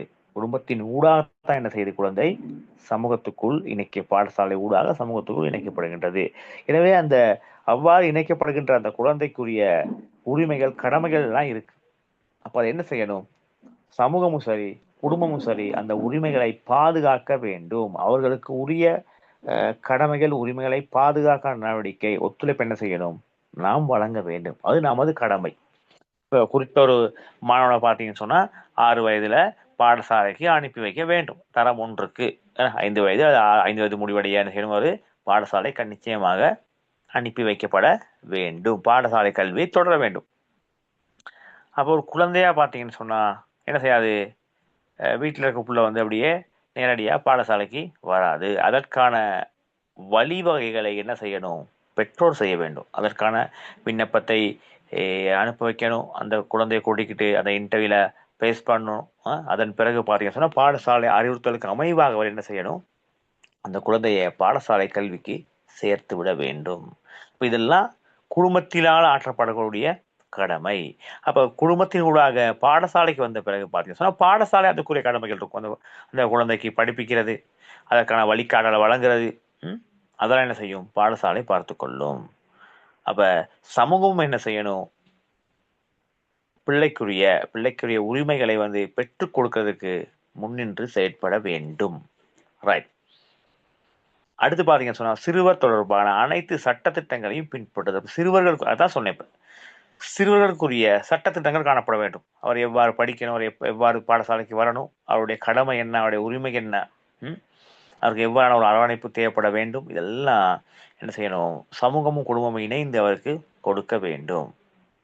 இப்போ நம்ம சமூகத்தில் உள்ளவர்கள் குடும்பத்தில் உள்ளவர்கள் வந்து என்ன செய்யணும், குடும்ப ரீதியாக அவரை பாதுகாக்க நடவடிக்கை எடுக்க வேண்டும், அவருடைய உரிமையை பெற்றுக்கொள்ள நடவடிக்கை எடுக்க வேண்டும். அதே போல அடுத்து பாடசாலை அதனுடைய கடமையை என்ன செய்யும், சரிவர செய்து கொண்டு போகும். 2 விடயம் பார்த்தீங்கன்னு சொன்னா சரியா தன்னுடைய கடமை செய்யும் பட்சத்துல அந்த குழந்தை தன்னுடைய உரிமையை முழுமையாக அனுபவித்து தன்னுடைய கடமை என்ன செய்யும், வெற்றிகரமாக செய்து சமூகத்துக்குள் இணைக்கப்படும். அடுத்து பார்த்தீங்கன்னு சொன்னா கல்வி கண்காட்சி அறிவுறுத்தல் வேலைகளை உதவுதல். இது மிக முக்கியமானது. கல்வி கண்காட்சி அதாவது கற்றல் கற்பித்தல் சார்ந்த விடயங்களுக்கு நம்ம என்ன செய்யணும், நிச்சயமாக உதவ வேண்டும். இப்போ தரம் 1க்கு ஒரு பிள்ளை பாடசாலைக்கு செல்லும் பொழுது அந்த பிள்ளை பார்த்தீங்கன்னு சொன்னா சுயமாக ஆசிரியர் வழிகாட்டலின் கீழ் வந்து சுயமாக கற்றுக்கொள்ள சற்று சிரமப்படும்.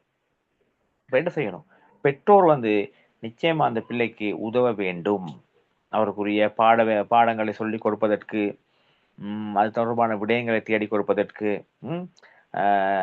வீட்டில் அந்த பிள்ளை கல்வி கற்பதற்கான ஒரு இடத்தினை என்ன செய்யணும், நம்ம வந்து ஒதுக்கி கொடுக்க வேண்டும். அது மட்டும் இல்லாமல் பார்த்தீங்கன்னா ஒரு தேவையான உதவிகளை சில நேரங்களில் பாடசாலையிலிருந்து நிறைய விடயங்கள் என்ன செய்வாங்க, தேடிக்கிட்டு வர சொல்லுவாங்க. சரியா? அப்போ அவ்வாறு சந்தர்ப்பத்தை வந்து பார்த்தீங்கன்னு சொன்னா குழந்தையால் தனியான முறையில் தேடிக்கொள்ள முடியாது. சிலதை பார்த்தீங்கன்னு சொன்னா கடையில் வாங்க வேண்டியிருக்கும். சிலரை பார்த்தீங்கன்னு சொன்னா சமூக வீட்டு சூழல்ல தேட வேண்டி இருக்கும். அப்ப பிள்ளைகள் சில நேரங்கள்ல சிரமப்படுவாங்க. அதெல்லாம் பார்த்தீங்கன்னு சொன்னா குடும்ப உறுப்பினர் என்ற வகையில நம்ம தான் என்ன செய்யணும், உங்களுக்கு தேடி கொடுத்து அவருடைய கற்றலுக்கு நம்ம என்ன செய்யணும், துணை புரிய வேண்டும். இதெல்லாம் நாம் ஆற்றக்கூடிய, பிள்ளைகளுக்காக நாம் ஆற்றக்கூடிய கடமையாக இந்த இடத்துல பார்க்கலாம். ஓகேவா? Okay okay sir. ரைட். அதோட பார்க்கலாம் வந்து சிறுவர் பாதுகாப்பு காப்பு சேவை ஏன்னா அதனை பெற்றுக் கொடுக்க நடவடிக்கை எடுக்கணும். சரியா? அடுத்து சிறுவர் துஷ்பிரயோகம் தொடர்பான சகல விமர்சனங்கள் பற்றியும் குற்றவியல் வழக்குகளுக்கு தகவலை வழங்குதல். அப்ப குழந்தைகளுக்கு வந்து அதையும் சொல்லிக் கொடுக்கணும். அவர் எவ்வாறான முறையில பாதுகாப்பா இருக்கணும், ஒரு பாடசாலைக்கு எந்த முறையில பாதுகாப்பா போயிட்டு பாதுகாப்பா திரும்பி வர வேண்டும், அவர்களுக்கு ஏற்படக்கூடிய பிரச்சனைகள் என்னென்ன, அந்த பிரச்சனைகளை அவர் எவ்வாறு விடுவிக்க வேண்டும், ஒரு பிரச்சனை சம்பவம் ஏற்படக்கூடிய சந்தர்ப்பம் என்னென்ன, அதை முன்கூட்டியே எவ்வாறு அறிந்து கொள்வது போன்ற விடயங்களை என்ன செய்யணும், அது அந்த குழந்தைகளுக்கு அறிவுறுத்தலை கொடுக்க வேண்டும். அதற்குமே செயற்படுவாங்க. சரியா? Okay sir. ஓகே. அதோட பார்க்கலாம் வந்து பார்த்தீங்கன்னு சொன்னா அவ்வாறு சிறுவருடைய உரிமைகள் மீறப்படும் சந்தர்ப்பத்தில் நம்ம என்ன செய்யணும், கட்டாயம் வந்து சிறுவர் பாதுகாப்பு அதிகார சபைக்கு நாம் நிச்சயமாக அறிவிக்க வேண்டும் சொல்லலாம். அந்த பக்கத்து வீட்டில் உள்ள அப்போ நீங்கள் வந்து என்ன செய்றீங்க, பாடசாலைக்கு போய்கிட்டு இருக்கீங்க. சரியா? பாடசாலை கல்வியை முறையான விதத்தில் வந்து கற்றுக்கொண்டு இருக்கீங்க. உங்களுக்கு பாடசாலை வீட்டு சூழலும் பாடசாலை சூழலும் உங்களுக்கு உங்களோட உரிமையை பெற்றுக்கொள்றதுக்கு உதவிகளை வழங்குது. ரைட். பக்கத்து வீட்டில் பார்த்தீங்கன்னு சொன்னால் ஒரு மாணவன் வந்து பாடசாலைக்கு செல்லாம என்ன செய்யறான், வீட்டில் இருக்கக்கூடிய சந்தர்ப்பம் இருக்கு. அப்ப நீங்க என்ன செய்யணும், நீங்க என்ன செய்வீங்க? அவருக்கு எல்லாரும் உதவி உங்களை செய்யணும். என்ன என்ன பண்ண செய்வீங்க பிள்ளைகள்? அவங்களுக்கு யூனிஃபார்ம் கொப்பிகள் எல்லாம் வாங்கி கொடுத்து ஸ்கூலுக்கு வாங்கன்னு சொல்லி கூட்டிக்கிட்டு போவோம். அது செய்யலாம். அந்த உதவியே வாங்கலாம். அது பொருளாதார உதவி. ஏன்னா அவருக்கு கல்வி கற்கக்கூடிய சூழல் இல்லைன்னு சொன்னா என்ன செய்யலாம், அவருக்கு வந்து போலீஸ் அதிகாரிகளுக்கு சொல்லுங்க. ஆஹ் ஏன்னா அந்த குறித்த பேரண்ட்ஸ்க்கு அறிவிக்கணும், அவரை பாடசாலைக்கு அனுப்புங்க என்று சொல்லலாம். அது செய்யலாம். இப்ப அண்மை காலம் பார்த்தீங்கன்னு சொன்னா கிராம சேவகர், அடுத்து சமூகத்தில் இருக்கக்கூடிய அபிவிருத்தி உத்தியோகத்தர்கள் அவங்க என்ன செய்யறாங்க, கட்டாயம் பாடசாலைக்கு செல்லாத பிள்ளைகள் தொடர்பாக தகவல்களை பெற்றுக்கொள்வாங்க, அதை பாடசாலைக்கு அறிவிப்பாங்க. வழங்குதா? இப்போ இதெல்லாம் நாம என்ன செய்யணும், நாம் இணைந்து அதுக்கு ஒத்துழைப்பினை வழங்க வேண்டும். அது நீங்க சொல்ற மாதிரி பொருளாதார ரீதியான பிரச்சனை காணப்படும் இடத்து குறித்த பிள்ளைக்கு எப்படி யூனிஃபார்ம் இல்லை, புத்தகம் வாங்குறதுக்கான காசு இல்லை, சப்பாத்து இல்லை, அவ்வாறான பிரச்சனை ஏற்படும். இந்த காரணத்துக்காக பிள்ளை படிக்கக்கூடிய பிள்ளை வந்து பெற்றோரும் அதற்கு ஒத்துழைப்பை வழங்கக்கூடிய பெற்றோர்கள், ஆனால் பொருளாதார பிரச்சனை காணப்படுகிறது. அப்ப அதை என்ன செய்யலாம், நமக்கு முடிந்த உதவிகள் என்ன செய்யலாம், அவங்களுக்கு செய்யலாமா இல்லையா? என்னமா நாம் அவர்களுக்கு உதவி நம்ம செய்யலாம். ஏன்னா இப்ப நமக்கு ஒரு 3 யூனிஃபார்ம் இருந்துச்சுன்னா ஒரு யூனிஃபார்ம் கொடுக்கக்கூடியதா இருக்கும், ஒரு கொப்பி வாங்கி கொடுக்கக்கூடியதா இருக்கும். அந்த உதவிகளை நாம் செய்யலாம். ஆனா என்ன செய்யணும், அந்த பிள்ளையும் பாடசாலை செல்றதற்கு தயார் நிலையில் இருக்க வேண்டும். ஒருவேளை பிள்ளையும் தயார் நிலையில் இல்லை, பெற்றோரும் அந்த குழந்தையை அனுப்பி வைக்க விருப்பம் இல்லை, கண்டு கொள்ளா தன்மை, சரியா, அல்லது வேலைக்கு அமர்த்தக்கூடிய சந்தர்ப்பம். அப்ப அவ்வாறு சந்தர்ப்பத்தில் என்ன செய்யணும், அவர்களுக்கு அந்த ஒத்துழைப்பை வழங்க வேண்டும். கிராம சேவர் ஊடாக அல்லது பாடசாலைக்கு அறிவிக்கலாம். புரியுதா? அப்ப பாடசாலை நடவடிக்கை வந்து மேற்கொள்ளும். அப்ப இதெல்லாம் பார்த்தீங்கன்னு சொன்னா நாம் பிள்ளைகளுடைய உரிமைகளை பாதுகாப்பதற்காக நம்மால பின்பற்றக்கூடிய, நம்மால செய்யக்கூடிய விடயங்களை நம்ம வந்து இந்த இடத்துல பார்க்கின்றோம். இப்ப இந்த பகுதி பிள்ளைகள் உங்களுக்கு விளங்குச்சா? வழக்கங்கள் சொல்லுங்க பார்ப்போம். இந்த தேசிய சிறுவர் பாதுகாப்பு அதிகார சபை தொடர்பாக தனிநபருக்கு இருக்கக்கூடிய கடமை, நமக்கு இருக்கக்கூடிய என்னென்ன கடமைகள் பார்ப்போம். சிறுவர்கள் உரிமைகள் பாதுகாத்தல் சார். சிறுவர்கள் பாதுகாப்பு அதிகாரி சபைக்கு நடவடிக்கை ஒத்துழைப்பு வழங்குதல் சார். சிறுவர் தொடர்பான அனைத்து சட்டத்திட்டங்களுக்கும் பின்பற்றுதல் சார். கல்வி கண்காட்சி, அறிவுறுத்தல், வேலை திட்டங்களுக்கு உதவுதல் சார். ஓகேம்மா, ஓகே, நன்றி. சரியா? அப்ப நம்ம பார்க்கணும் பிள்ளைகள் வந்து கட்டாயம் வந்து சிறுவர் தொடர்பாக, சிறுவர்களுடைய உரிமை, அவனுடைய கடமை தொடர்பான சில சட்டத்திட்டங்கள் இருக்கும். அப்ப அது தொடர்பான மனிதர்களும் கட்டாயம் வந்து தெரிந்து வைத்திருக்க வேண்டும். அது மிக முக்கியமானது. யாருக்கு அறிவிக்கணும், ஏன்னா இவ குறித்த ஒரு மாணவன் பாடசாலைக்கு வரலன்னு சொன்னா நம்ம அவர் கூப்பிடலாம், வாங்க பாடசாலைக்கு போவோம்னு சொல்லி ஒரு சப்போர்ட் பண்ணலாம். மாணவன் வரல, நம்ம பாடசாலைக்கு அறிவிக்கலாம், வகுப்பாசிரியருக்கு அறிவிக்கலாம். சரியா? அவர் அதுக்கான நடவடிக்கை எடுக்கக்கூடிய நடவடிக்கை எடுப்பாரு. அப்படி இல்லைன்னு சொன்னா இந்த கிராம சேவர் பார்ப்பாரு. விளங்குதா? ஏதோ ஒரு வழியில பார்த்தீங்கன்னு சொன்னா அந்த பிள்ளை வந்து கல்வித்துறைக்கு என்ன செய்யணும், நாம் அனுப்பி வைக்க வேண்டும். இப்ப பாடசாலை செல்லாமல் வீட்டில் இருக்கக்கூடிய பிள்ளைகள் தான் பார்த்தீங்கன்னு சொன்னா, அதாவது வீட்டில் இந்த கொடுத்த உரிமைகள் அனுபவிக்காம வீட்டுல மறுக்கப்படுகின்ற பிள்ளைகள் தான் பார்த்தீங்கன்னு சொன்னா பல்வேறுபட்ட பிரச்சனைகளுக்கு முகம் கொடுக்குறாங்க. போதைப்பொருள் பாவனைக்கு அடிமையாகலாம், துஷ்பிரயோகத்துக்கு உள்ளாகலாம். இதெல்லாம் வந்து பிள்ளை தனிமையான முறையில் வந்து வீடுகளில் இருக்கும் பொழுதுதான் இவ்வாறான பிரச்சனைக்கு வந்து பிள்ளை முகம் கொடுக்கின்றது. இப்போ சமூகத்தோடு இணைந்து பாடசாலைக்கு செல்லும் பொழுது குறித்த விடயங்கள் வந்து குறைவு, பிள்ளை பாதுகாக்கப்படுகின்றது. இப்போ வீட்டு சூழல இருந்து குறித்த ஒரு 7:30க்கு பாடசாலைக்கு போயிடுது.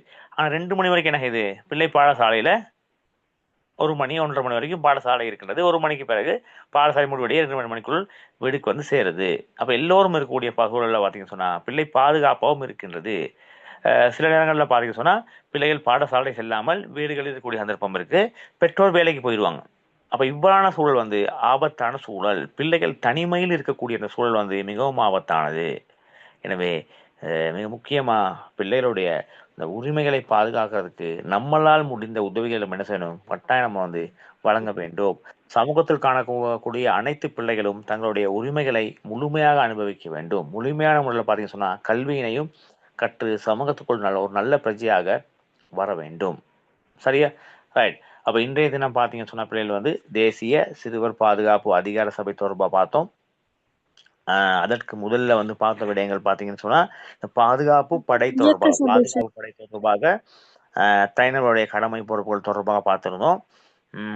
அவங்க நம்ம என்ன இதுல ஒத்துழைப்பை வழங்கணும்னு சொல்லி பார்த்திருந்தோம். அடுத்து பார்த்தீங்கன்னு சொன்னா இணக்க சபை தொடர்பாக பார்த்தோம். இப்போ இணக்க சபையில வந்து நமது கடமைகள், தனிநபரால ஆற்றப்படக்கூடிய கடமைகள் தொடர்பாக பார்த்திருந்தோம். அதன் பிறகு இறுதியா பார்த்த விடயங்கள் தான் பார்த்தீங்கன்னு சொன்னா தேசிய சிறுவர் பாதுகாப்பு அதிகார சபை தொடர்பாக பார்த்திருந்தோம். அந்த சபை வந்து என்ன நோக்கத்தோடு ஆரம்பிக்கப்பட்டது, எத்தனையாம் ஆண்டு ஆரம்பிக்கப்பட்டு பார்த்திருந்தோம். அதன் பிறகு அதனுடைய நோக்க கூற்று, பணி கூற்று பார்த்திருந்தோம். இறுதியாக பார்த்தோம் வந்து அந்த தேசிய சிறுவர் பாதுகாப்பு அதிகார சபையினுடைய கடமை, அவர்களால் ஆற்றப்படக்கூடிய கடமை பொறுப்பு பார்த்திருந்தோம். இறுதியாக தற்பொழுது பார்த்த விடயங்கள் பார்த்தீங்கன்னு சொன்னா தேசிய சிறுவர் பாதுகாப்பு அதிகார சபை தொடர்பாக தனி மனிதருக்கு, தனி நபருக்கு நம்மட பொறுப்புகள் தொடர்பா பார்த்திருந்தோம். ரைட். அப்ப இன்றைய தினம் பிள்ளைகள் வந்து இதுவரைக்கும் பார்த்த விடயங்கள் உங்களுக்கு விளங்குச்சா? விளங்குச்சாமா? Okay, right. உங்களுக்கு ஒரு வேலை ஒன்று தாரேன். அடுத்த வகுப்புல வரும்பொழுது பார்த்தீங்கன்னு சொன்னா மனித உரிமை ஆணைக்குழு, அதாவது மனித உரிமை ஆணைக்குழு தொடர்பாக கொஞ்சம் நீங்க தேடிக்கொண்டு வாங்க. நம்ம அடுத்த வகுப்புல கலந்துரையாடுவோம். ரைட். அப்ப இன்றைய தினத்துல இணைந்து கொண்ட உங்கள் அனைவருக்கும் என்னுடைய மனமார்ந்த நன்றிகள். மீண்டும் அடுத்த வகுப்புல நம்ம வந்து சந்திப்போம். ஓகே பிள்ளைகள், good night, bye. Thank you, sir. Bye, sir. Good night. Good night.